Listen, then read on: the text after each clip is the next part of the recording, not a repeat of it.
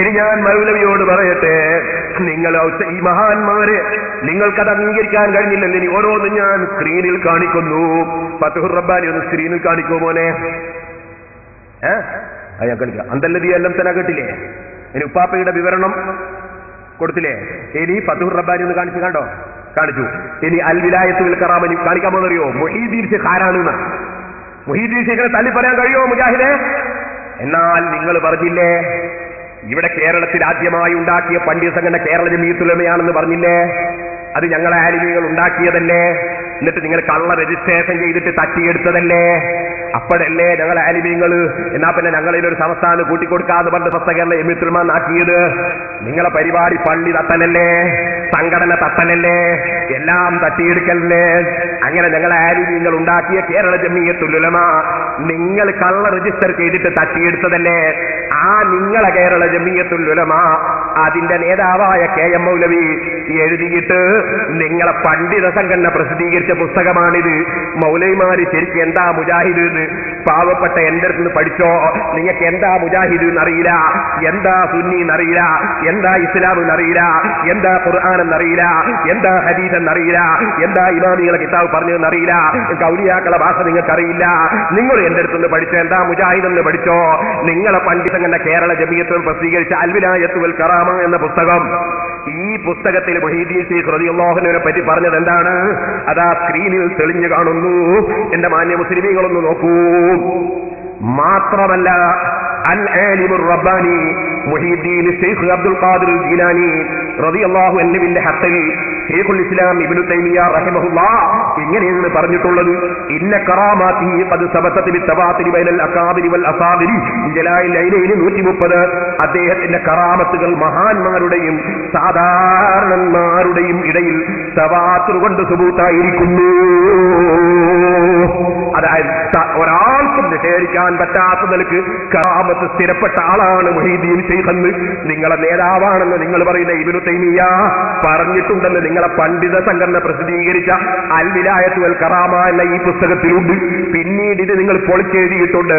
നിങ്ങൾ മുഹീദ്ദീൻ ശൈഖിനെ സംബന്ധിച്ച് അൽമനാറിൽ 1980 ജൂലൈയിൽ യാതൊന്നു കാണുവതു നാരായണ പ്രതിമ, യാതൊന്നു ചൊല്ലുവതു നാരായണായ നമ എന്ന ശ്രീശങ്കരാചാര്യരുടെ തത്വശാസ്ത്രം സ്വീകരിച്ച ഒരാ മുസ്ലിമായിരുന്നു മുഹീദ്ദീൻ ശൈഖ് എന്ന് പിന്നീട് നിങ്ങൾ അൽമനാറിൽ പിന്നീട് എഴുതിയിട്ടുണ്ട്. അതിരിക്കട്ടെ, നിങ്ങളെ പൊളിച്ചെഴുത്തിൽപ്പെട്ടതാണ്. മുഹീദ്ദീൻ ശൈഖ് ആദ്യം നിങ്ങൾക്ക് വലിയാണ്, കറാമത്തുള്ള ആളാണ്. പിന്നെ കുറച്ച് ദിവസം കഴിയുമ്പോൾ നിങ്ങൾക്ക് ശ്രീശങ്കരാചാര്യരുടെ ആളാണ്. കാരണം നിങ്ങൾക്ക് നാവ് കൊണ്ട് എന്നത് പറയാമെന്നില്ലല്ലോ, നിങ്ങളെ കൈ കൊണ്ട് എന്നത് എഴുതാമെന്നില്ലല്ലോ, മൗലവിമാർക്ക് ആഖിറത്തിൽ വിശ്വാസമില്ലല്ലോ. എന്നാ മുജാഹിദേ, നിങ്ങളുടെ നേതാക്കന്മാർ കറാമത്ത് സ്ഥിരപ്പെട്ട വലിയാണെന്ന് പറഞ്ഞ മുഹീദ്ദീൻ ശൈഖ് റളിയല്ലാഹു അൻഹു ആണ്.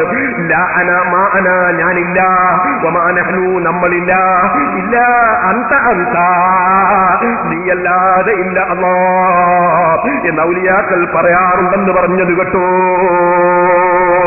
ഇനി എന്റെ മുസ്ലിം സഹോദരന്മാർക്ക് വേണ്ടി ഞാനൊരു തത്വം കൂടിയോട് പഠിപ്പിക്കുന്നു. അതെന്താണെന്നറിയോ? ബുദ്ധിയും വിവരവുമുള്ളവർക്ക് മനസ്സിലാകുന്നത് ബുദ്ധിയും വിവരവും ഇല്ലാത്തവർക്ക് മനസ്സിലാവൂല എന്ന് ഇവർക്കാതി പറഞ്ഞില്ലേ? ഭാഷയും മനസ്സിലാവൂല, ഔലിയാക്കളെ ഭാഷ മനസ്സിലാവൂല. അത് മനസ്സിലാകണമെങ്കിൽ എന്ത് വേണം?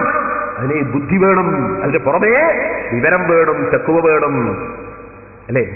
അപ്പൊ ഈ മുജാഹിദീങ്ങളോട് ഇതൊന്നും പറഞ്ഞാൽ ശരിയാവില്ല. അവർക്ക് അവരെ ഭാഷയിൽ പറഞ്ഞാലേ മനസ്സിലാവുന്നു. അങ്ങനല്ലേ? നമ്മളെ സംസാരം നമ്മൾ സംസാരിച്ചാൽ കന്നുകാലിക്ക് മനസ്സിലാവൂ? ഇല്ലല്ലോ. നമ്മളിപ്പോ ഒരു പശുവിന് അല്ലെ ഒരു കാളക്ക് കുറച്ച് നല്ല കന്നുകാലി തീറ്റൊക്കെ ഉണ്ടാക്കി വെച്ചിട്ട് കന്നുകാലിനെ വിളിച്ച്, ഹേ പ്രിയപ്പെട്ട പശുവെ, ഞാനിവിടെ നല്ല 1ാം നമ്പർ ഭക്ഷണം ഉണ്ടാക്കി വെച്ചിട്ടുണ്ട്, ഉടനെ വന്ന് കഴിച്ച് തിരിച്ചു പോകേണ്ടതാ. കന്നുകാലികൾ വരുവോ? ഇല്ല. കാരണം കന്നുകാലിക്ക് മനസ്സിലാണെങ്കിൽ അവരെ ഭാഷയെ പറയണം. അപ്പൊ എങ്ങനെ? അതാ ഓടി വരുന്ന പോത്തുകൾ, അതാ ഓടി വരുന്ന കാളുകൾ. അതേ സമയത്ത് ഇത് മനസ്സിലാവൂല. നമ്മൾ നല്ല ഭാഷ പറഞ്ഞാൽ മനസ്സിലാവൂല. ഇതുപോലെ ഔലിയാക്കളെ ഭാഷ മനസ്സിലാകണമെങ്കിൽ അവരുടെ കൂടെ അങ്ങ് ചേരണം. അവരുടെ കൂടെ അങ്ങ് ചേരാതെ ഔലിയാക്കളെ ഭാഷ മനസ്സിലാക്കാൻ പ്രയാസമാണ്. അത് ആലിമീങ്ങൾക്കേ കഴിയൂ, മഹാന്മാർക്കേ കഴിയൂ.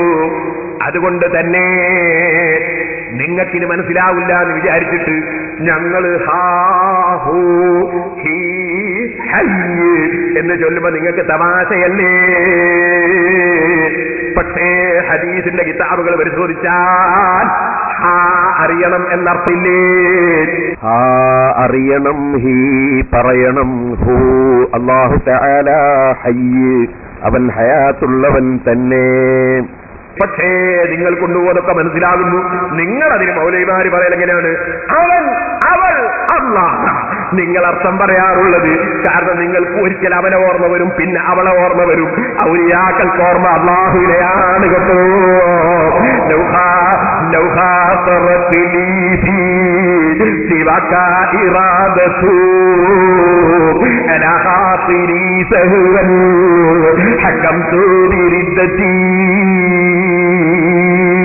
അല്ലാഹുവിന്റെ തൗഫീഖ് കൊണ്ട് ഞാൻ ഈജിപ്തിൽ പോയപ്പോ ഉമറുൽ ഖാരിദ് റളിയല്ലാഹു അൻഹുവിന്റെയും മുരീദന്മാരുടെയും ഒക്കെ മഖബറകൾ ഉണ്ടവിടെ. വലിയ കുബ്ബകളുള്ള വലിയ മഖബറകൾ. ആ മഖബറകളിൽ സിയാറത്തിന് ചെന്നപ്പോ ഈ പദ്യം അവിടെ എഴുതി വെച്ചത് കാണുന്നു.